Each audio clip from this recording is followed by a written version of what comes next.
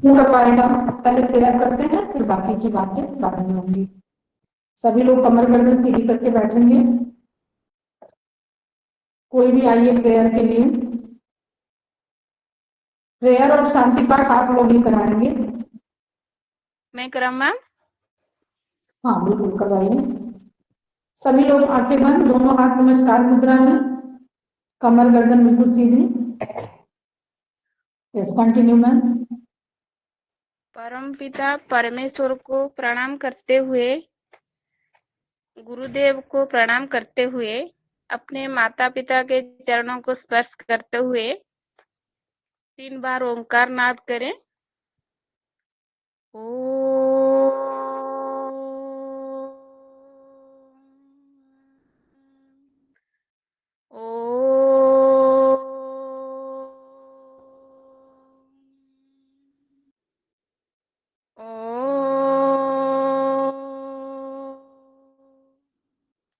ॐ भूर्भुवः स्वः तस्य वितुर्वरेण्यं भर्गो देवस्य धीमहि धियो यो नः प्रचोदयात्। ॐ त्र्यम्बकं यजामहे सुगन्धिं पुष्टिवर्धनम् उर्वारुकमिव बन्धनात् मृत्युर्मुक्षीयमामृतात्। ॐ गुरुब्रह्मा गुरुविष्णु गुरुदेव महेश्वर गुरु साक्षात् परम ब्रह्म तस्मै श्री गुरवे नमः। ओम परमात्मने नमः। ओम गुरवे नमः। ओम सर्वारिष्ट सुशांति भवतु। हरिओम। सभी को प्रणाम। वेरी गुड, बहुत अच्छा। बस इसमें 1 से 2 लाइन संकल्प और रह गए। ठीक है, संकल्प को जोड़ना जरूरी है सभी के लिए। ऑडियो और वीडियो सभी को क्लियर है? तो अभी तक की क्लास में आप लोगों ने क्या क्या पढ़ा, सारी चीजें, ध्यान योग पढ़ा। कल हमने ध्यान योग नहीं बताया था, लास्ट में ध्यान योग काफी लंबा में दे रखा, मैंने सब देख लिया है। तो बस उसका मूल आधार ये है कि आप जो है ध्यान को कैसे लगाना, इसकी विधि, इसके तरीके और ध्यान करने से क्या लाभ होते हैं, ये सारी चीजें हमने आपको डिटेल में बता दी है। पेपर 1 में भी बताया था, पेपर 3 में भी बताया है। तो आज हम देख लेते हैं पातंजलि जी का, ठीक है। और इसमें से लास्ट में हम देख लेंगे जिसका भी कोई क्वेश्चन होगा, नहीं समझ में आ रहा होगा, तो वो भी हम पूरा क्लियर कर देंगे। आप लोग बिल्कुल, आप इस टेंशन में नहीं रहिएगा कि मैम ने ये नहीं पढ़ाया। अब पढ़ाने जैसा कुछ भी नहीं रह गया, केवल पातंजलि योग सूत्र का है जो वही हमें बताना है। बाकी देखिए आप लोगों ने क्या क्या पढ़ लिया, इसमें मूल यही था आप लोगों का बेस्ट, ठीक है। योग के 8 पारंपरिक प्रकार, जिसमें से मंत्र योग, भट योग, राजयोग, कुंडलिनी योग, कर्म योग, ज्ञान योग, भक्ति योग, ध्यान योग, ठीक है। तो सारा पढ़ा दिया। अब ध्यान का प्रोसेस बता दिया है, ठीक है। जब ये आप पढ़ेंगे तो इसमें देखेंगे कि हाँ कैसे हमको ध्यान करना, ध्यान करने से हमें क्या फायदे होते हैं और क्या नुकसान तो कुछ नहीं है, ठीक है। नुकसान तो है ही नहीं, योग में ऐसी कोई भी चीज नहीं है जो आप करेंगे नुकसान वो होगा। बस आपका टेक्निक सही होनी चाहिए। अगर गलत टेक्निक से आप करते हैं तो वो आपके लिए हार्मफुल है। अदरवाइज किसी टीचर के सानिध्य में करते हैं, हाँ, जो बिल्कुल उसका ट्रेनर हो, तो फिर वो कभी कोई चीज आपको हार्मफुल नहीं होगा। और खुद से ही यूट्यूब से देख के करते हैं तो वो आपकी रिस्पॉन्सिबिलिटी है, क्योंकि यूट्यूब पर सारी चीजें नहीं वो बताते। जो आप पेमेंट दे करके किसी के सानिध्य में पढ़ते हैं तो जो चीजें वो आपको बताएंगे वो यूट्यूब नहीं बताएगा। हाँ, कहीं कुछ ऐसा छोटा मोटा हमें चेक करना है, देखना है, तो गूगल से हम देख सकते हैं अपनी नॉलेज के लिए। और आप लोग को भी पता है ना कि गूगल कितना सक्सेसफुल है कि कई बार न्यूज में देखा है आपने कि वो ड्राइव कोई करते जा रहा है तो वो पूरा कहीं लेकर के नदी में ही चला गया, कहीं वो बिल्कुल खाई में चला गया, है ना। तो अपने ऊपर बिलीव रखिए। चलिए, गूगल तो एक हमारा सपोर्ट है, सपोर्ट सिस्टम है, बहुत सारी चीजें हम वहां से ले लेते हैं, लेकिन खुद पर भी कुछ बिलीव होना चाहिए। तो इस तरीके से ध्यान और बताने की जरूरत है कि आधुनिक युग में चाहे ध्यान की प्रक्रिया वही कि ध्यान से भी लोगों ने परमात्मा को प्राप्त किया है, ध्यान से बहुत सारी चीजों को कंट्रोल किया है, अपने आप को इम्प्रूवमेंट किया है। और आधुनिक युग में भी जो ध्यान की वही प्रक्रिया है। बस जो हमने आपको बताया कि एक रूम ले लीजिए, मतलब घर में अपने सारे कर्म से निवृत्त, सबको खाना खिला के हर काम, कोई फिर आपको 10 मिनट डिस्टर्ब ना करे। हाँ, बाकी के जितने आपके काम है अंधेरा हो करके कमरे में शांत मन से बिल्कुल बैठ जाए, जहाँ मोबाइल ना हो, टीवी ना हो, ऐसे कोई साउंड ना आपको परेशान करे, ऐसी जगह में बैठ जाना है।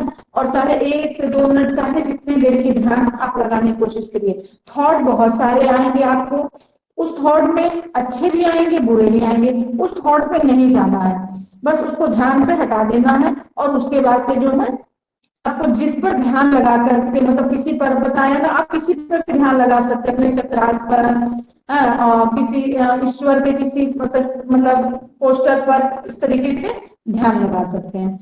ओवरऑल ध्यान का यही एक तरीका है, और पढ़ लेंगे आप लोग, जहां नहीं समझ में आएगा फिर हम बताएंगे। आज हम पढ़ेंगे पातंजलि योग सूत्र, ठीक है, पातंजलि योग सूत्र।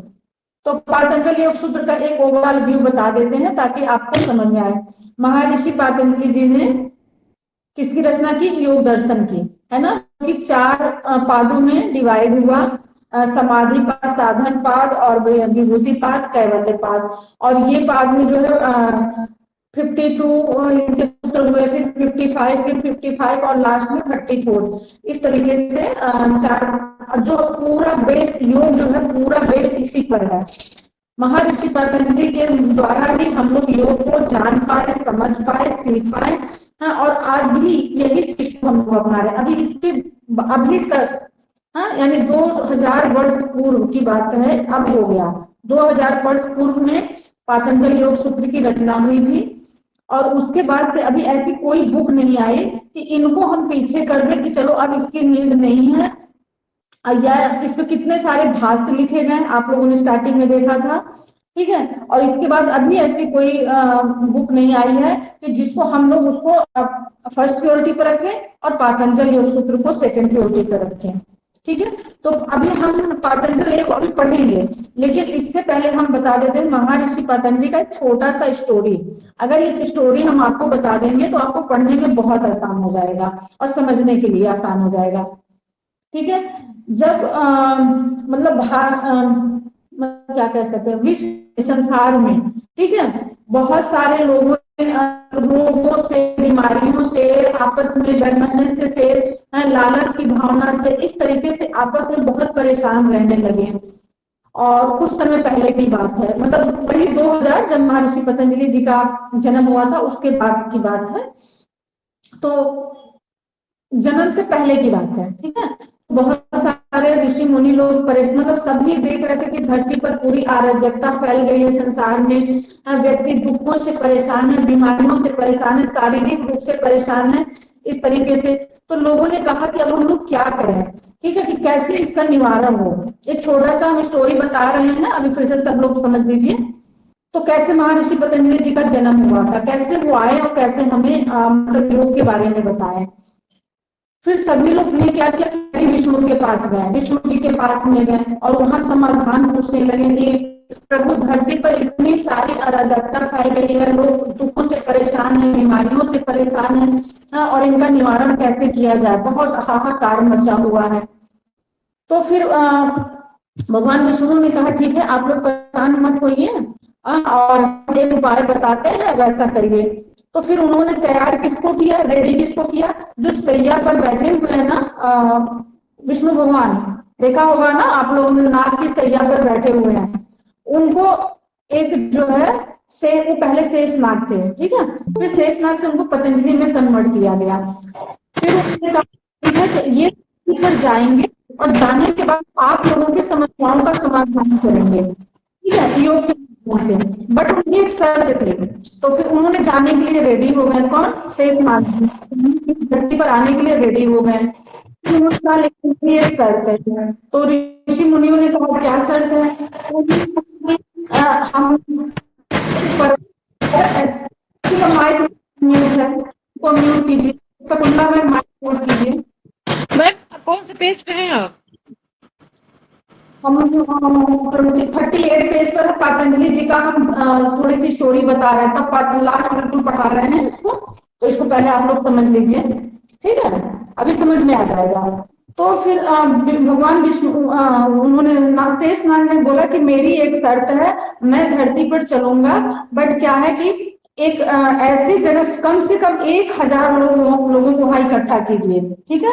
जब तक 1000 लोग वहां इकट्ठे नहीं होंगे तब तक मैं नहीं आ पाऊंगा धरती पर, तो संसार में। तो बोले ठीक है। तो फिर ऋषि मुनि लोग वापस आ गए और फिर 1000 ऐसे ऋषि मुनियों को इकट्ठा किए जो कि उनको सुन सके। किसको? महर्षि पतंजलि को, जिसके माध्यम से लोगों का दुख दूर हो सके, ठीक है। जो हाहाकार मचा था, जो शारीरिक रूप से बहुत परेशान थे, मानसिक रूप से बहुत परेशान थे, बस उनकी शर्त ये थी कि हमको कम से कम 1000 लोग आए और फिर हम उनके दुखों का निवारण बताएंगे। फिर ऋषि मुनि लोग वापस आ गए, 1000 उन्होंने साधु ऋषियों को इकट्ठे किया। फिर वो पर्वत पहाड़ पर गए, जिस पहाड़ पर उन्होंने बोला था, जिस पर्वत पर, वहां पर वो लोग गए, इकट्ठा हुए। फिर दूसरी शर्त उनकी क्या थी कि जब मैं बीमारियों के बारे में जब मैं बताऊंगा, 1000 ऋषि मुनि क्वेश्चन करेंगे और मैं उनका आंसर दूंगा, बस शर्त ये। और फिर एक वो कार्टन शर्ट रहेगा, ठीक है, जैसे कि एक टीचर अपना आंसर दे रहा है, स्टूडेंट पूछ रहे हैं, इस तरीके का समझ लीजिए। बट बीच में क्या रहेगा? एक कार्टन रहेगा, पर्दा रहेगा, उस पर्दे को कोई उठाएगा नहीं। ये महर्षि पतंजलि जी का शर्त था, ठीक है। फिर वो उन्होंने क्या किया, ऋषि मुनि मान गए, चलिए ठीक है हम ये भी कर लेंगे। कि फिर वो आने के लिए तैयार हो गए, 1000 ऋषि मुनि भी इकट्ठे हो गए और सारी उनकी शर्तें मान ली गई और पर्दे लग गए, ठीक है। पर्दे के पीछे से वो जैसे 1000 ऋषि मुनि क्वेश्चन करने लगे, कॉपी पेन या जो भी उस समय का जो भी रहा होगा, क्वेश्चन करने लगे और वो आंसर देने लगे। हाँ, उनके पास 1000 मुंह थे, 1000 वो लोग थे, 1000 मुंह थे उनके पास में, और वो फटाफट फटाफट सारे साधुओं का, ऋषि मुनियों का आंसर देने लगे। इतनी उस समय अराजकता थी, इतने लोग परेशान थे। शर्त उनकी यही थी, पर्दा कोई नहीं हटाएगा। अब उसमें उस रूम से कोई नहीं जाएगा, जिस रूम में बैठ करके वो लेक्चर दे रहे थे उस रूम से कोई नहीं जाएगा। कौन दे रहा था? महर्षि पतंजलि जी, ठीक है।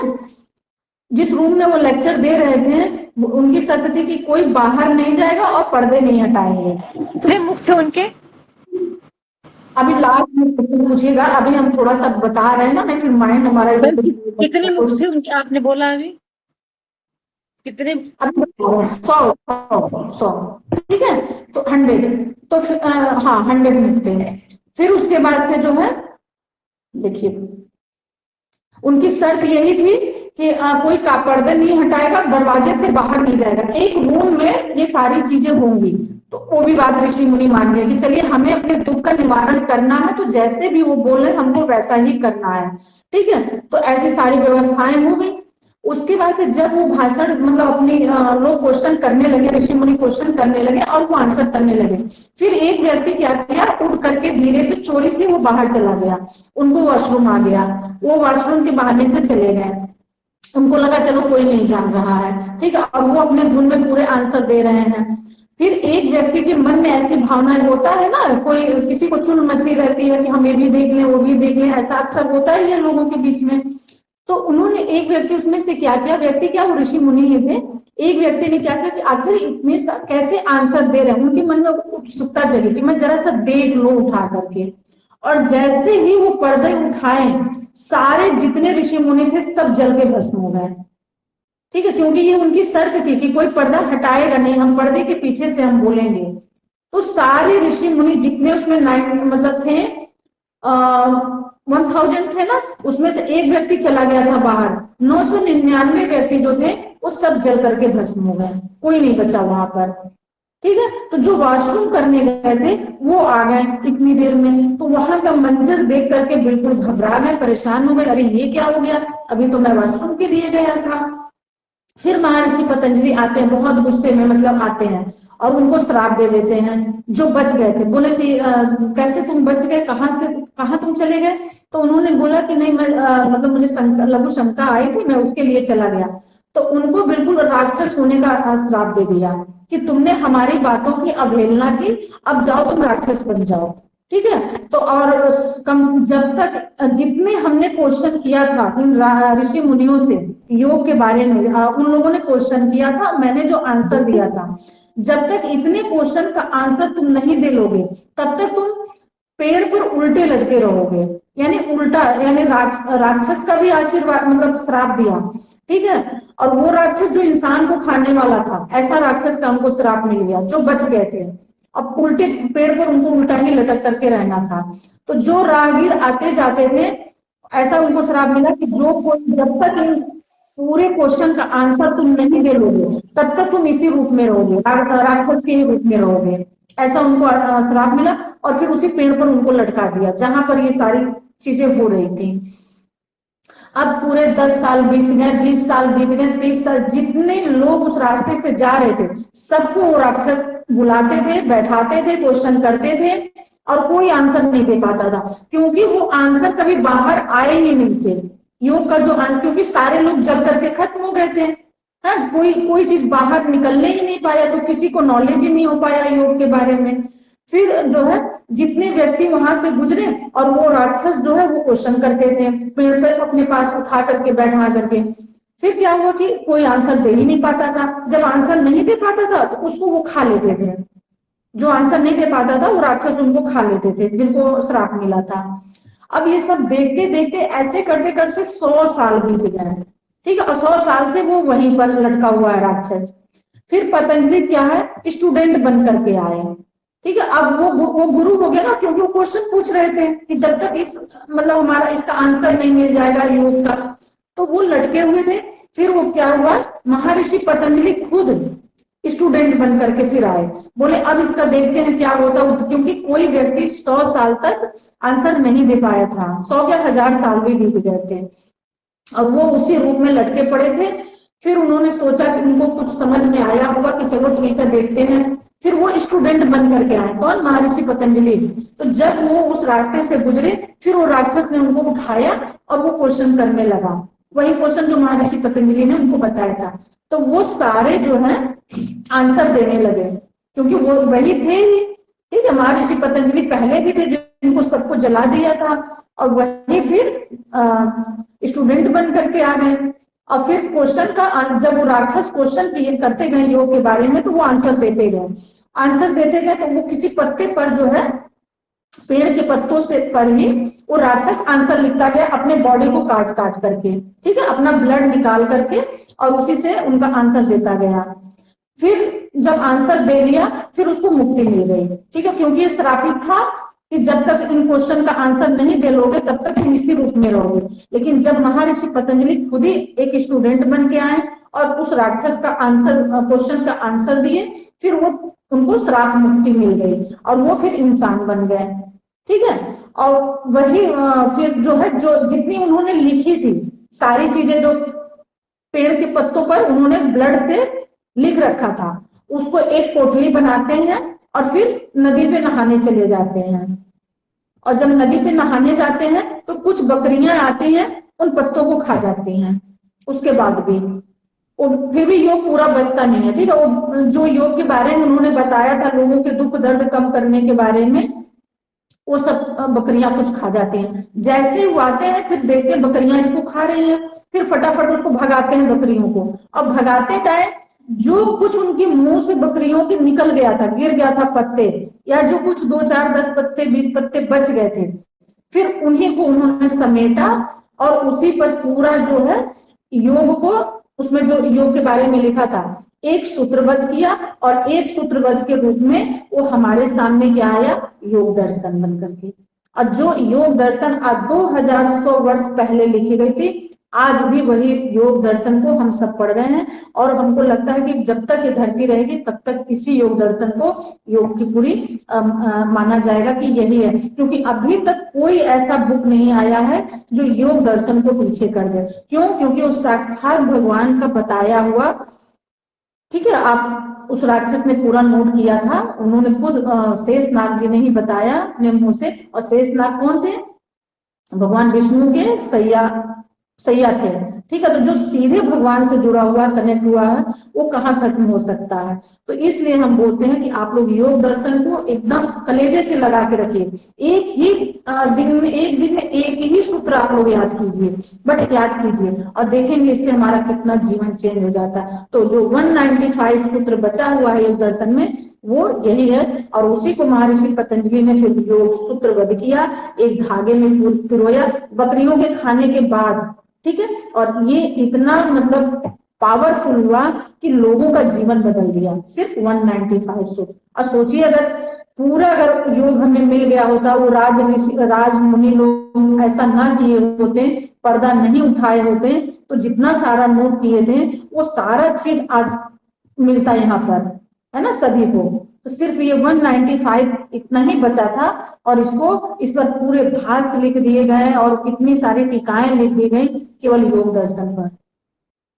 तो समझ में आ गया। अब हम पढ़ करके इसको देखेंगे। एक छोटी सी स्टोरी महर्षि पतंजलि के लिए हमने बताया, ऐसा ऐसा हुआ था। अब जब हम पढ़ाएंगे तो आपको अच्छे से समझ में आ जाएगा तुरंत। देखेंगे पतंजलि योग सूत्र। महर्षि पतंजलि प्रणीत योग दर्शन भारतीय 6 दर्शनों में से एक प्रमुख दर्शन है। योग के संपूर्ण वैज्ञानिक एवं आध्यात्मिक पक्ष को सूत्रकार ने 4 पादों में समाहित किया है। क्या बताया, एक 60 दर्शनों में से, यानी 6 दर्शन है तो और भी वैशेषिक है, पूर्व मीमांसा, उत्तर मीमांसा, इस तरीके से करके, और सांख्य दर्शन उसमें से है एक योग दर्शन। 6 हमारे जो है मुख्य दर्शन है ये, ठीक है। और उसमें से एक है योग दर्शन, जो कि आध्यात्मिक रूप से और वैज्ञानिक रूप से ये पूर्ण रूप से बिल्कुल जो है मानी गई। यानी जो जिन लोगों ने योग दर्शन को समझ लिया वो आध्यात्मिक रूप से भी स्ट्रांग हो गए और वैज्ञानिक रूप से भी, यानी विज्ञान का भी पूरा उसमें समाया हुआ है और अध्यात्म का भी पूरा हर चीज समाया हुआ, और योग का तो समाया हुआ ही है, ठीक है। सूत्रकारों ने 4 पादों में इसको समाहित किया। ये कौन कौन से पाद हैं? समाधि पाद, साधन पाद, विभूति पाद एवं कैवल्य पाद, ये 4 पाद हैं। योग दर्शन को पूरे विश्व में अब सुनिए, क्या ध्यान से सुनिएगा, योग दर्शन को पूरे विश्व में पातंजल योग सूत्र के नाम से भी जाना जाता है, और पूरे विश्व में योग के विषय में यह एकमात्र प्रमाणिक ग्रंथ है। यही एक प्रमाणिक ग्रंथ है जिसको योग के बारे में पूरा विश्व इसको जानता है। और जब से इसकी रचना हुई है इस तरीके की कोई अभी ऐसी बुक नहीं आई है। वो आपने हठ योग की बुक पढ़ा, उसमें 7, 8, 10 बुक है, वो हठ योग अलग है। हठ योग हमने बताया, जब आप पढ़ेंगे तब समझ में आएगा, इससे बिल्कुल अलग है, ठीक है। और ये पूरी जो है यही प्रमाणिक है, यही प्रमाण मिला। जितना सब कुछ जल के नष्ट हो गया उसके बाद का जो हमारा 195 सूत्र है योग दर्शन में, इसी का प्रमाण मिला, ये बच्चा बकरियों के खाने के बाद।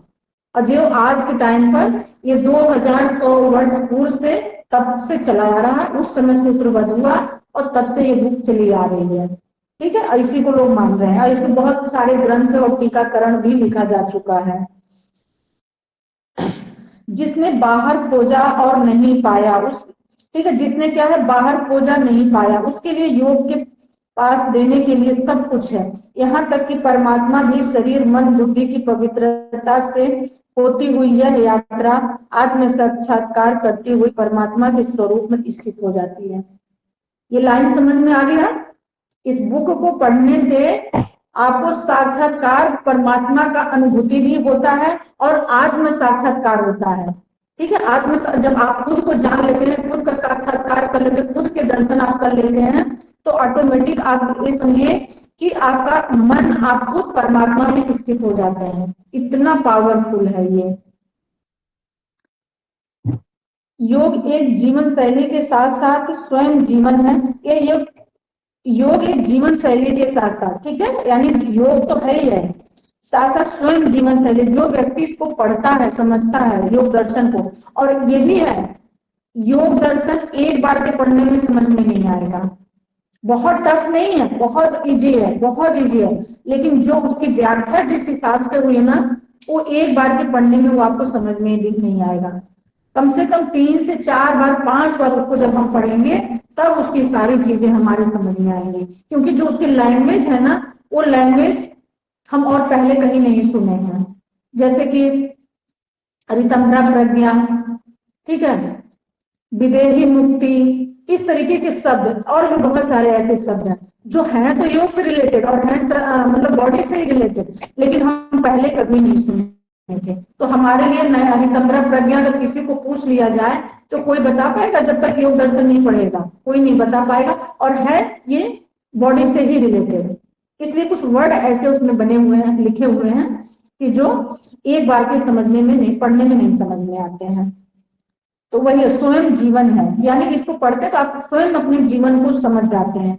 आज के समय में जो कुछ भी विकृतियां हैं या आने वाले समय में जितनी भी समस्याएं विश्व के सामने खड़ी होंगी, उन सब समस्याओं का 99% समाधान योग से ही संभव। ये तभी लिख दिया गया था, ठीक है, जब महर्षि पतंजलि जब सबको मतलब बता रहे थे, जब 1000 ऋषि लोग उनसे क्वेश्चन कर रहे थे, ये उसी समय लिख दिया गया था कि आने वाले समय में 99% जो है बीमारियां, परेशानियां, समस्याएं, ये योग से ही सही होगा। और ये आज के टाइम पर बिल्कुल सटीक है, आप लोग खुद करते हैं और कराते हैं और इसका रिजल्ट भी देखते हैं, ये बिल्कुल सही बात है। समाधान योग से ही संभव होगा। योग को समाधि भी कहते हैं और समाधि का अर्थ होता है समाधान। बात समझ में आ रही है? ये समाधि वगैरह वहीं से निकली है, कहाँ से? योग दर्शन से ही निकली है। और समाधि में जब व्यक्ति जाता है तो समस्याओं का समाधान निकालता है। समाधि मतलब जब ध्यान में जाता है, ठीक है, जब सारे चारों तरफ, अभी ध्यान का जो हम बता रहे थे, तो जब आप ध्यान उस लेवल का करते हैं कि हम समाधि लेवल में हैं, या मतलब थॉट हमारे सारे बंद हो जाते हैं, जो अनसेसरी थॉट बिल्कुल खत्म हो जाते हैं, तो हमारे समस्याओं का समाधान मिलता है। एक इंट्यूशन पावर हमें बिल्डअप होती है और उस इंट्यूशन पावर को मान करके हम अपने काम करते हैं तो देखेंगे कि रिजल्ट 100% आपको मिलेगा। तो समाधि मतलब समाधान, किसी भी समस्या का समाधान, ये है इसके पावर। व्यवहारिक ज्ञान से संपन्न पतंजलि का योग सूत्र उन लोगों के लिए मार्गदर्शक पुस्तक का कार्य करता है जो शाश्वत सत्य की खोज में जुटे हुए हैं। अभी भी जो लोग सत्य की खोज में जुटे हुए हैं, बहुत सारे लोग हैं, क्योंकि महर्षि पतंजलि का योग दर्शन पढ़ने के बाद आप देखेंगे ना, आपका मन बिल्कुल, मतलब जो जहां भटक रहे थे, जिस चीज में आप भटक रहे थे, जिस चीज की आपको नीड थी, वो आपको मिल जाएगी। इतना वो पावरफुल है। लोग खोज में जुटे हुए। खोज करने वाला साधक इसका अनुसरण और अभ्यास कर वास्तविक महात्मा बन सकता है। जो व्यक्ति इसका आचरण करता है, यानी योग दर्शन में जो लिखे, बिल्कुल सत्य बातें लिखे, पूर्ण रूप से वैज्ञानिक भी है और व्यवहारिक भी है, यानी विज्ञान भी उस चीज को मानता है और व्यवहार में अगर आप लाते हैं तो आप अपने इसके अभ्यास से आप महात्मा बन सकते हैं। महात्मा मतलब हो गया ना कि हम बाकी के राग, द्वेष, ईर्ष्या जो भी है, इन सब चीजों से हम परे हो जाते, इनको हम पार कर ले जाते हैं, ठीक है, ये महान हुआ। ऐसा सॉरी, ऐसा महात्मा वाली बात वो नहीं हो रही है कि ऋषियों मुनि वाली। और देखिए, जहां हमारे राग, द्वेष, ईर्ष्या, अभिनिवेश ये सब खत्म हो जाते हैं, अविद्या, वाकई में व्यक्ति महान बन जाता है, ठीक है, ये बिल्कुल सत्य है। परंपरा के अनुसार महर्षि पतंजलि अष्टाध्यायी ग्रंथ के भी लेखक हैं, ठीक है। अष्टाध्यायी ग्रंथ है और ये पूर्ण रूप से संस्कृत में है। जो व्यक्ति जिनको संस्कृत जिनकी अच्छी होगी वो पढ़ें तो उनको ज्यादा समझ में आ जाएगा।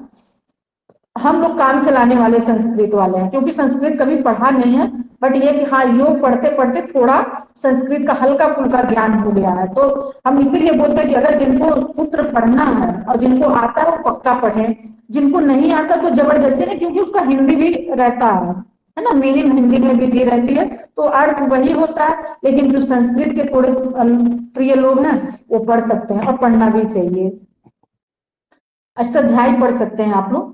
ग्रंथ के भी लेखक हैं, जो कि पाणिनि महाभाष्य एक प्रदर्शनी थी। हालांकि इस बात के लिए काफी बहस हुआ कि क्या दो कार्य, योग सूत्र, महाभाष्य और एक ही लेखक द्वारा है।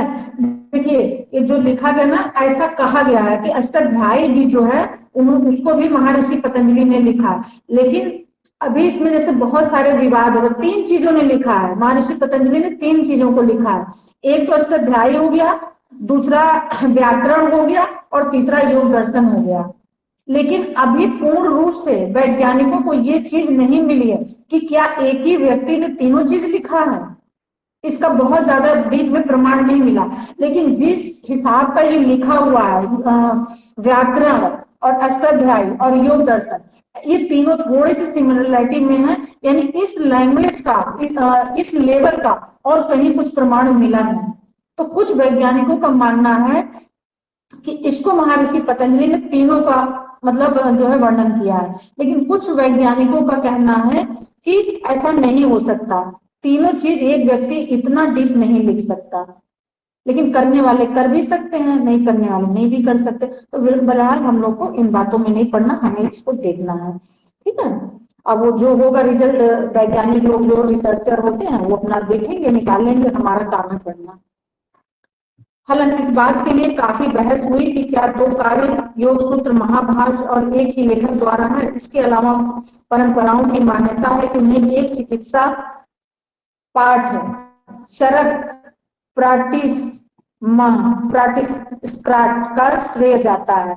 यानी इसका भी देखिए क्या लिखा है, चरक प्राटिसम स्काट, ये भी मतलब बताया जा रहा है कि उन्हीं को श्रेय जाता है, लेकिन प्रमाण अभी मिले नहीं है, ठीक है।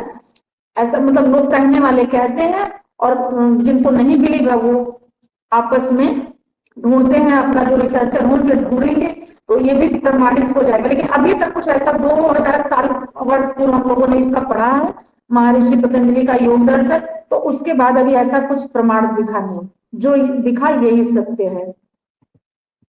जो चरक के चिकित्सा ग्रंथ और संशोधन है, हालांकि यह कार्य हो गया था, ठीक है, ये कार्य हो गया था। जैसे हमने बताया ना कि बहुत सारी चीजें उन्होंने बताया, तो कुछ जल के भस्म हो गया, कुछ बकरियां खा गई, जो कुछ बचा है वही हम लोग पढ़ रहे हैं और आज भी उसी को पढ़ रहे हैं। इसलिए परंपरा महर्षि पतंजलि एक अच्छा ठीक है, पतंजलि मैं एक मिनट, रकार प्रशंसा करते, कुछ यहाँ थोड़ा सा मिस्टेक ऊपर नीचे मुझे लग रहा है कि वो रखा है, क्योंकि इसका वो सीक्वेंस मिल नहीं रहा है। मैं विशिष्ट पतंजलि हूँ, ठीक है, उन्होंने अपनी खुद प्रमाण दिया है कि मैं पतंजलि हूँ, हाँ पतंजलि हूँ, प्रणाम करता हूँ हाथ जोड़ते हुए। अच्छा हाँ, यस, ये जो एक बहुत फेमस महर्षि पतंजलि का प्रेयर है, ठीक है, इसको भी हम पढ़ करके बताते हैं। तो जब ये प्रेयर हम पढ़ते हैं ना, तो इसका मीनिंग ये होता है, जो मतलब इस प्रेयर का मीनिंग है, नीचे देखेंगे योगेन चित्तस्य पदेन वाचा, ठीक है, इसका मीनिंग ऊपर में दे रखा है। यानी जब भी हम पतंजलि का हम योग सूत्र या कुछ भी उनसे रिलेटेड पढ़ते हैं, तो हमें हाथ जोड़ करके पहले उनको प्रणाम करना चाहिए और इसके लिए धन्यवाद करना चाहिए, उसके बाद हमें ये चीज पढ़नी चाहिए, ठीक है। इसके बारे में बताया गया है। प्रणाम हुए जोड़ते को हाथों से, थोड़ा सा ये लगा, बस इसका ये है कि दोनों हाथ को जोड़ते हुए प्रणाम करते हैं झुक करके, ठीक है। जिन्होंने योग के माध्यम से, मन भाषण के माध्यम से, व्याकरण एवं औषधि के माध्यम से शरीर की शुद्धताओं को हटाया। अब देखिए यहाँ पे क्या दिया गया है, यहाँ से देखेंगे आप लोग, जिन्होंने योग के माध्यम से मन भाषण के माध्यम से व्याकरण जो दिया गया है, और औषधि के माध्यम से शरीर की शुद्धताओं को हटाया। इसका मतलब ये कहीं ना कहीं सत्य भी है कि योग दर्शन जो मतलब जो भी हम लोगों ने ऊपर पढ़ा है ना, अष्टाध्यायी, ठीक है, इसको और एक और क्या, व्याकरण और योग दर्शन, ये तीनों महर्षि पतंजलि ने लिखा है। क्योंकि जो नीचे का पार्ट दिया हुआ है, तो ये बिल्कुल ये दर्शाता है कि हाँ यही सत्य है। लेकिन जैसे कुछ लोग होता है ना, आप सही काम करते हैं या कर दिए तो जिनको थोड़ी सी जलन सी होती है या कुछ, भाई देखो इंसान ही है, ये पहले भी था, ये अब भी है। अगर ये चीजें पहले नहीं होती तो कभी महाभारत नहीं होता, ईर्ष्या जलन की भावना, या रामायण कभी नहीं होता, है ना। अगर व्यक्ति के अंदर ये सब चीजें निकलती हैं। रामायण क्यों बना, रामायण किस लिए बना, क्योंकि राम को वनवास हुआ, कैकेयी को अपने पुत्र भरत के लिए उसको राजगद्दी की लालच आई, है ना, तो ईर्ष्या की भावना आई, इसलिए रामायण बन गया। महाभारत क्यों बन गया, क्यों, क्योंकि एक मतलब भाई पूरा ही सब कुछ ले रहा, एक भाई परेशानियों में है ना, तो इसीलिए तब भी ये सब चीजें थी, आज भी ये चीजें हैं। लाख योग पढ़ ले रहे हैं लोग, कुछ भी कर ले रहे हैं, लेकिन जब तक खुद को नहीं चेंज करेंगे तब तक कुछ चेंज नहीं होने वाला। तो कहीं ना कहीं ये प्रमाणित हो चुका है कि औषधि के माध्यम से शरीर की शुद्धताओं को हटाया जाता है। इसका मतलब ये बात सकते हैं कि व्याकरण और अष्टाध्यायी और योग सूत्र महर्षि पतंजलि ने ही लिखा हुआ है। ठीक है, अब इसको नीचे वाला देखेंगे। योगी न चेतस्य पदे न वाचा मलम शरीर च वैदिकेना, इसको गा करके बोलेंगे तो बहुत सुंदर लगेगा। ठीक है, योगा करो त्वरम परम मुनीना पातंजलि प्रांजलि राम तोषमय। अगर कहिए तो हम गा के बताएं, अगर मुझे खांसी ना आए तो। ठीक है, क्योंकि आ जाती है जब थोड़ी सी डीप ब्रीथिंग लेते हैं तो आ जाती है। तो ये इस तरीके से होगा। किसी को इसमें से पता है इसका, नहीं तो फिर मैं बताती हूँ। कोई बता सकता तो लय में ये मंत्र को थोड़ा बोलिए, थोड़ा स्वर लगा के थोड़ा बोलिए, स्वर ठीक रहेगा। मैं बोलता हूँ थोड़ा आप लोग का गलत हो सकता है, आप थोड़ा बोलिएगा तो ठीक रहेगा। ठीक है, मैं बता रही हूँ, चलिए। योगेन चेतस्य पदेन वाचा मलं शरीरस्य च वैदिकेना योगा करोतं प्रवरं मुनिना पातंजलि प्रांजलिरान तोषमय। ये है इसका बिल्कुल, मतलब इस फॉर्म में हम प्रेयर करते हैं। महर्षि एक तरह से ये प्रेयर है। ठीक है, ये प्रेयर करके हम पातंजलि जी को नमस्कार करके उनके चरणों मतलब स्पर्श करके तब हम आगे की चीजें शुरू करते हैं। ठीक है, ये मतलब इस तरीके से हमें गा करके ही बोलना है।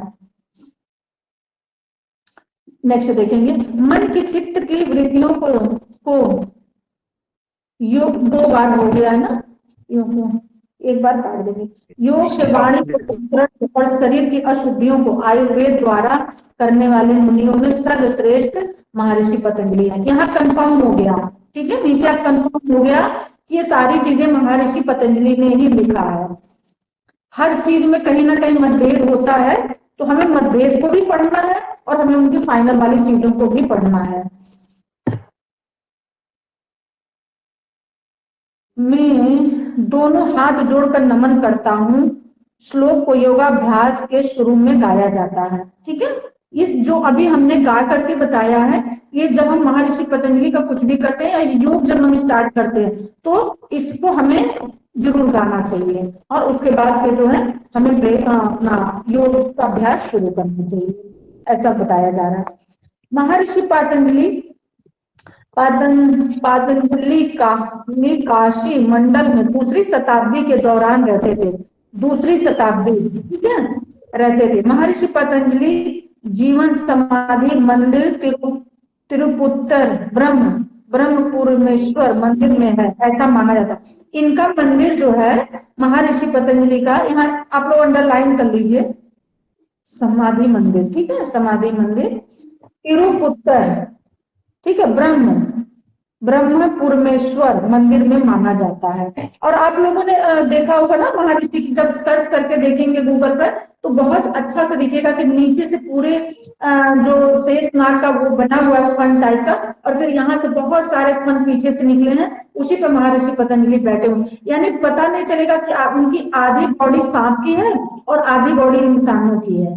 ठीक है, और इतना सुंदर वो दिखता है, मतलब देखने में इतना सुंदर लगता है कि मन प्रसन्न हो जाता है। ये पिक्चर आप लोग देखिएगा, गूगल पे सर्च करिएगा तो वो आ जाएगा। तो इससे यही पता चलता है कि वो कौन थे, शेषनाग के अवतार जो है वही है महर्षि पतंजलि, जिस पर भगवान विष्णु सैया पर लेटे हुए, उनका सैया ही महर्षि पतंजलि का, जो धरती पर बनकर के आए तो महर्षि पतंजलि वो हुए। अब पतंजलि जी का जन्म अब कैसे हुआ, अब ये भी देख लीजिए। ठीक है, महर्षि पतंजलि का जन्म, महर्षि पतंजलि से जुड़ी कई कहानियां, इससे कई कहानियां हैं। जल्दी जल्दी देख लेते हैं। एक लोकप्रिय कहानी के अनुसार वह ऋषि अत्रि और उनकी पत्नी अनसुईया के पुत्र थे। महर्षि पतंजलि को अनंत का अवतार कहा जाता है। अनंत अवतार मतलब वही नाग जी का, जो अभी हमने शेष नाग बताया, पवित्र नाग पर, जिस पर महाविष्णु योग निद्रा में विश्राम करते हैं। ठीक है, ये वही है जो, और बिल्कुल रियल बात है ये, इसमें कोई वो नहीं है, संशय नहीं है। ठीक है, ये बिल्कुल प्रमाणिक है कि वही है। लेकिन कैसे आए पृथ्वी पर, इस तरीके से देखेंगे। एक अन्य कथा के अनुसार भगवान विष्णु को शिव का नृत्य देखने के लिए, अब उस स्टोरी में आ जाइए जो स्टोरी हमने आप लोगों को बताई, ठीक है ना, स्टार्टिंग में जो स्टोरी हमने बताई, अब इन दोनों को आप लोग कनेक्ट कीजिएगा। नृत्य देख, अब देखेंगे। एक अन्य कथा के अनुसार भगवान विष्णु को शिव का नृत्य देखने के लिए उत्साहित देखकर आदिनाथ शेष, ठीक है, आदिशेष नृत्य देख सीखना चाहते थे। इसका मतलब जो भगवान शिव थे वो नृत्य कर रहे थे, ठीक है, और आदिनाथ जो देखने का मन किया, उनका डांस देखने का मन किया, किसको, भगवान शिव का, ताकि वो अपने भगवान को खुश कर सके, ताकि महर्षि पतंजलि अपने विष्णु भगवान को वो डांस दिखा करके उनको खुश कर सके। इस उद्देश्य से उन्होंने भगवान शिव का डांस देखने का मतलब उनका मन किया, खुश कर सके। इसके द्वारा प्रभावित होकर के भगवान विष्णु ने आदिशेष को आशीर्वाद दे दिया। और जब ये चीज उन्होंने देखा भगवान विष्णु ने कि हमें खुश करने के लिए आदिनाथ शेष नाग जो है हमें खुश करने के लिए डांस कर रहे हैं, नृत्य कर रहे हैं, तो फिर उनको आशीर्वाद दिया और कहा कि भगवान शिव उनकी भक्ति के लिए उन्हें आशीर्वाद दें। और भगवान शिव से भी प्रार्थना किया कि वो इतनी अच्छी भक्ति करते हैं, कौन, आदिनाथ शेष, ठीक है, वो इतनी अच्छी भक्ति की है अपने भगवान विष्णु के लिए कि आदिनाथ शेष भी उनको, शिव जी भी उनको आशीर्वाद दें, ऐसा उन्होंने बोला। वह जन्म लेंगे ताकि वह मानव जाति, जन्म क्यों लेंगे, हमने जन्म के लिए कैसे बताया कि जब धरती पर बहुत सारे लोग बीमारियों से पीड़ित हो गए, परेशानियों से पीड़ित हो गए, तो जब सारे ऋषि मुनि कहाँ गए, विष्णु भगवान के पास, और उन्होंने आग्रह किया कि हमारी समस्या का समाधान कैसे होगा, तब ये उसकी बाद की स्टोरी है, ठीक है। फिर इस आशीर्वाद से उनको धरती पर आने का मतलब एक भेजा गया कि आप जाइए और वहां के लोगों की समस्याओं का समाधान कीजिए। आप लोग कनेक्ट कर पा रहे हैं स्टोरी को, ठीक है। मानव जाति को आशीर्वाद दें और नृत्य कला को नेतृत्व कर सके, यानी जो हम योग वगैरह करते हैं, मतलब जब आप हठ योग देखेंगे ना, तो जो आदिनाथ शिव है, तो जितनी भी उनका कला आप डांस देखेंगे वो एक नृत्य के ही फॉर्म में है ना। योग को तो नाम बाद में दिया गया, वो नृत्य के ही फॉर्म में वो सारी चीजें हैं। इस समय गोनिका, अब यहाँ पर देखेंगे ध्यान से, इस समय गोनिका नाम की एक सुप्रसिद्ध महिला जो पूरी तरह से योग को समर्पित थी, उस टाइम पर एक गोनिका नाम की महिला थी जो पूर्ण रूप से योग के लिए समर्पित थी।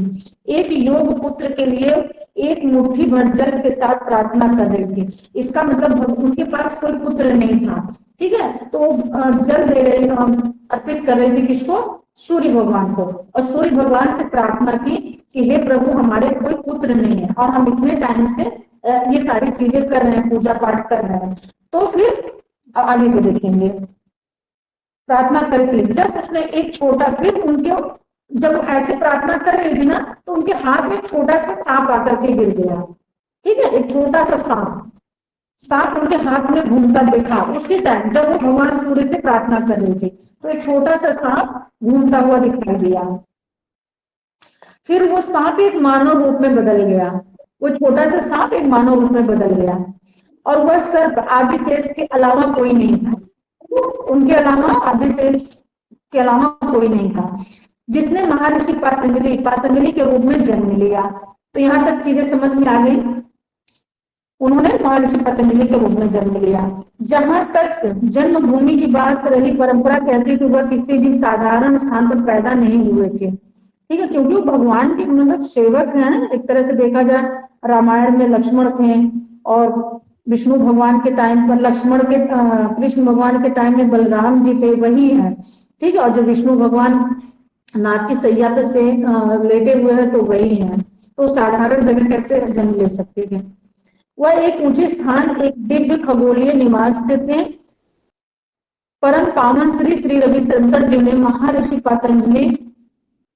पातंजलि उच्च सम्मान में रखा है। उन्होंने मतलब जो श्री श्री रविशंकर जी है ना, उन्होंने भी उनकी इस तरीके से बताया। पातंजलि योग सूत्र पर एक सरल और सुंदर टिप्पणी दी है।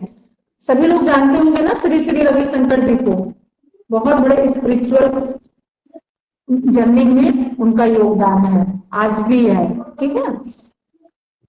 टिप्पणी दी, इसकी प्रामाणिकता और गहराई में उत्कृष्टता देती है। यानी जो उन्होंने लिखा महर्षि पतंजलि के बारे में, जो टिप्पणी दी, उसमें उन्होंने बोला कि इसमें प्रामाणिकता है, ये सत्य है।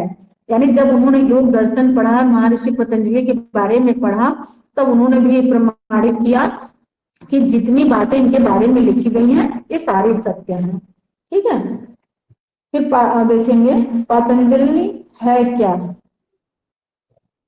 सूत्र योग, ठीक है। थोड़ा सा ये आगे पीछे मिसप्रिंट हो गया है, पर कोई बात नहीं, मुझे पता है, मैं आप लोगों को पढ़ा दूंगी। महर्षि पतंजलि योग सूत्र में महर्षि पतंजलि विभिन्न ध्यान पारायण अभ्यासों को सुव्यवस्थित कर किया। माइक म्यूट कीजिए। ये सूत्र योग के 8 अंगों को दर्शाता है, जिसमें से 195 सूत्र, जिसमें 4 पादों में विभाजित। जो स्त्रियों से बच गया था ना, बताया थोड़े बहुत, तो महर्षि पतंजलि ने फिर उन्हीं को सूत्रबद्ध किया। यानी बोला कि अब अगर ये गुम हो गया तो ये दोबारा नहीं मिल सकता। फिर उनको लिखा पढ़ा है और उन्हीं को एक माले में पिरोया। फिर इसमें जो 4 पाद उन्होंने दिया, तो फर्स्ट पाद में देखेंगे समाधि पाद। इसके अनुसार मन की वृत्तियों का निरोध ही योग है। इसमें जितनी मन की वृत्तियां हैं, अगर उन वृत्तियों का हम निरोध करते हैं, वही हमारा योग है। यानी जो अनसेसरी थॉट चलते हैं, तो जो 52 हमारे जो है समाधि पाद में 52 श्लोक हैं, ठीक है, सूत्र है, सॉरी श्लोक नहीं, सूत्र है। उन सूत्रों को आप पढ़ते हैं तो मन की जितनी हमारी व्याधियां हैं वो खत्म होती हैं। उनके पूरे उपाय बताए गए हैं। ये समाधि पाद में बताया गया है। साधन पाद में क्या बताया गया, क्रिया योग, जो 55 है। 8 अंगों का वर्णन इस पाद में शामिल है। तब स्वाध्याय, ईश्वर प्राणिधान, यानी जो यम नियम आसन प्राणायाम सारी चीजें बताए गए हैं, वो साधन पाद में बताए गए हैं, ठीक है। फिर नेक्स्ट है विभूति पाद। इस अध्याय में संयम वर्णन है, यानी इसमें संयम हमें कैसे करना चाहिए, अपने ऊपर योग के माध्यम से या कैसे भी, है ना, इसमें संयम कैसे करना चाहिए, संयम के बारे में बताया गया है। और फिर है कैवल्य पाद, परम मुक्ति। जब इन तीनों को आप पार कर ले जाते हैं, समाधि पाद, साधन पाद और विभूति पाद, इन तीनों को जब आप पढ़ करके पार कर ले जाते हैं, तब लास्ट में आता है कैवल्य पाद। कैवल्य पाद क्या है, मोक्ष मुक्ति का स्थान है, ठीक है। कैवल्य पाद जिसने प्राप्त कर लिया वो मोक्ष मुक्ति को पा लिया। फटाफट देख लीजिए, अब बस ज्यादा नहीं रह गया है, टाइम भी ओवर हो गया है। ये 34, इसमें 34 सूत्र हैं, सूत्रों पर आधारित है। ये अध्ययन सबसे छोटा है, ये अध्याय जो है वो सबसे छोटा है। इसमें मोक्ष मुक्ति की सारी चीजें बताई गई हैं। कैवल्य पाद योग के 8 अंग इस प्रकार हैं, यम नियम आसन प्राणायाम प्रत्याहार धारणा ध्यान समाधि। जो 8 अंग यही है, हमारे अष्टांग योग है ना, वो यही है। पातंजलि योग जिसके बारे में हम डिटेल में आप लोग को बता भी चुके हैं। पातंजलि योग सूत्र शुरू होते हैं एक पौराणिक कथा से। बहुत समय पहले की बात है। अब सारे वही जो स्टोरी हमने आपको बताई है, बस हम पढ़ देते हैं, एक से 2 मिनट में आप समझ जाइएगा। बहुत समय पहले की बात है। सभी ऋषि मुनि भगवान विष्णु के पास जाते हैं। अब समझाने की अब जरूरत नहीं, हम समझाएंगे भी नहीं, बता चुके हैं। पहुंचे और बोले, भगवान आपने धन्वंतरि का रूप लेकर शारीरिक रोगों के उपचार हेतु आयुर्वेद दिया, पर अभी भी पृथ्वी पर लोग काम, क्रोध और मन की वासनाओं से पीड़ित हैं। इनसे मुक्ति का तरीका क्या है? अधिकतर लोग शारीरिक ही नहीं, मानसिक और भावनात्मक स्तर पर भी विकारों से दुखी हैं। तो बताया ना कि सब लोग कहाँ गए? विष्णु भगवान के पास गए, सारे ऋषि मुनि अपने दुख परेशानियों को लेकर के, और उनसे उपाय मांगने लगे। भगवान आदि से सर्प की सैया पर लेटे हुए थे। सहस्त्र मुख वाले आदि से सर्प जागरूकता का प्रतीक है। उन्होंने ऋषि मुनियों की प्रार्थना सुनकर जागरूकता स्वरूप आदिशेष को महर्षि पतंजलि के रूप में पृथ्वी पर भेजा। फिर उन्होंने आदिनाथ शेष को लोगों की मुक्ति के लिए, ठीक है, लोगों की दुख परेशानियों को दूर करने के लिए, जो मानसिक रूप से और शारीरिक रूप से बीमार थे, फिर उन्होंने अपना आशीर्वाद देकर के धरती पर भेज दिया। इस तरह योग का ज्ञान प्रदान करने हेतु पृथ्वी पर महर्षि पतंजलि ने अवतार लिया।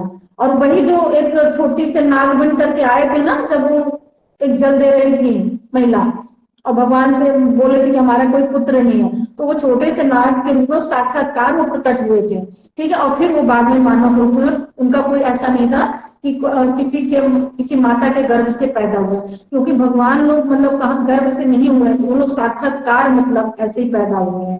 तो वो भी एक भगवान का ही स्वरूप है, ठीक है। तो वही आप कनेक्ट कर लीजिए कि हाथ में आकर के गिरे और फिर इंसान के रूप में आ गए।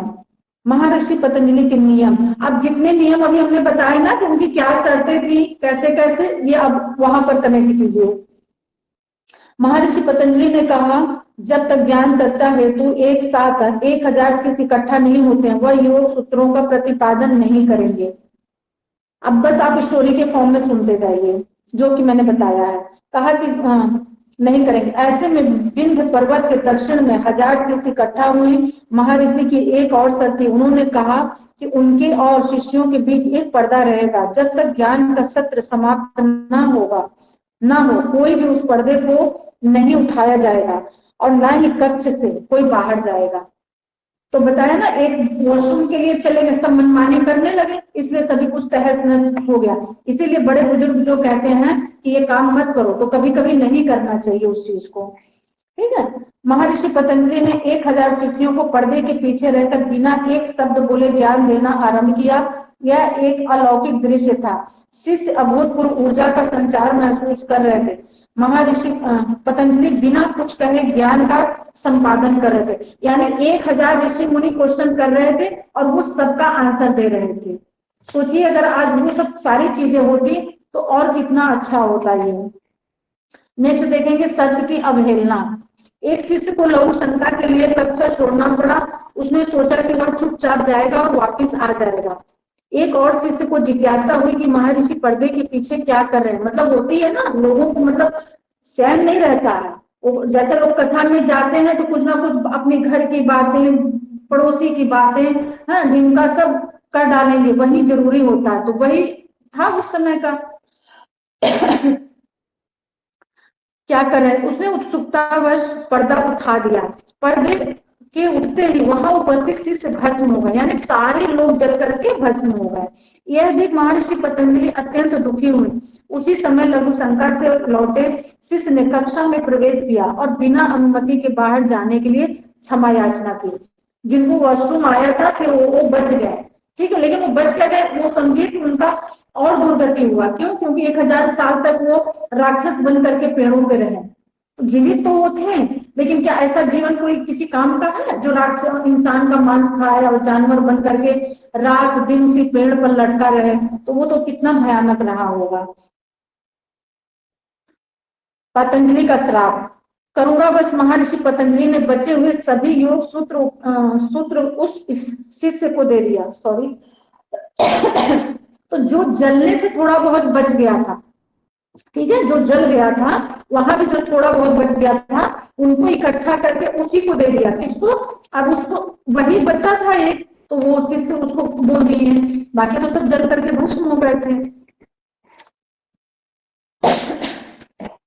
शिष्य को दे दिया, पर साथ ही उसने नियम की अवहेलना के लिए ब्रह्म राक्षस बन जाने का श्राप दे दिया। ठीक है, ब्रह्म राक्षस उनको बनने का श्राप दे दिया कि तुम बस हो गए, लेकिन मेरी बातों को तुम माने नहीं। सॉरी, तो तुम ब्रह्म राक्षस बन जाओ, ऐसा उन्होंने श्राप दे दिया।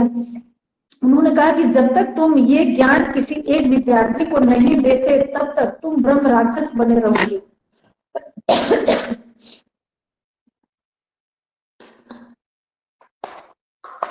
तो जो बचा हुआ था जलने से, तो वही उसको श्राप मिला था कि किसी भी एक व्यक्ति को इसका ज्ञान तुम दो तभी तुम्हारी मुक्ति होगी, जो राक्षस बनने का हमने श्राप दिया या जो तुमने गलत काम किया उसका पनिशमेंट जो तुमको मिला है। फिर वो जो हमने बताया था कि वो इतने सालों तक लटके रह गए और उनका कोई आंसर नहीं दे पाया, श्राप दिया। उन्होंने कहा कि जब तक तुम ज्ञान किसी एक विद्यार्थी को नहीं देते तब तक तुम ब्रह्म राक्षस बने रहोगे। ऐसा कहकर महर्षि पतंजलि अंतर ध्यान हो गए। इसका अर्थ यह है कि जब कोई ज्ञानी व्यक्ति गलत करता है तो वह अधिक खतरनाक होता है। वो ऋषि मुनि जो लोग थे तो वो गलत ही किए थे ना, जब उनकी शर्त थी कि आप बाहर नहीं जाना, आप लोग पर्दे नहीं उठाना, दो तो शर्त उन्होंने रखी थी और वो भी किसी ने फॉलो नहीं किया। एक चले गए वॉशरूम, बाकी ने सोचा ये आवाज कहाँ से आ रही, थोड़ा सा हम देख लें, ताक झाक कर लें, तो उसी में सब नष्ट हो गया। वह ब्रह्म राक्षस जैसे ही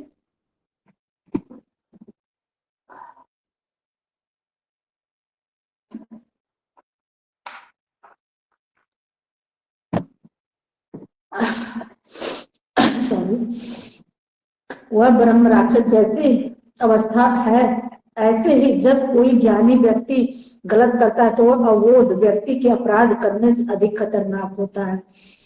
इन लोगों ने गलतियां की और जिसकी सजा उन्हें मिली। शिष्य ब्रह्म राक्षस बनकर एक पेड़ पर लटक गया और उस रास्ते से निकलने वाले राहगीरों से वह एक प्रश्न पूछता, जो भी उसका सही उत्तर नहीं देता उसे वो खा जाता था। ठीक है, जो लोग आंसर नहीं दे पाते थे, जो बचे हुए क्वेश्चन थे, तो वो उसको खा जाते थे। कौन खा जाता था? राक्षस।